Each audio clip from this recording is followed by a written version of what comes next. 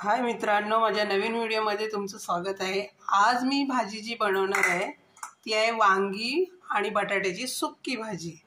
तर मी वांगी आणि बटाटे कापून स्वच्छ धुवून घेतले।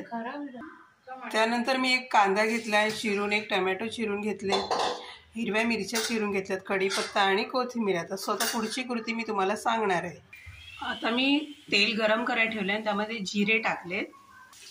आता मी कांदा टोमॅटो हे तेलामध्ये भाजून घेणार आहे। आता मी अर्धा चमचा धना पावडर टाकली याच्यामध्ये। आता मी थोडंसं हळद टाकली याच्यामध्ये। आता मी मीठ टाकते याच्यामध्ये थोडंसं। आता आपले कांदा टोमॅटो तेलामध्ये बारीक झालेले। आता मी यामध्ये वांगी आणि बटाटे टाकणार आहे। आता मी वांगी बटाटा टाकले आणि कोथिंबीर टाकली आहे। आता मी कांदा टोमॅटोमध्ये वांगी बटाटा एकजीव करून घेते।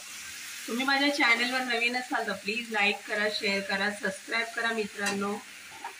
आता ह्या भाजीमध्ये मी व्यवस्थित एकजीव करून घेणार आहे बघा।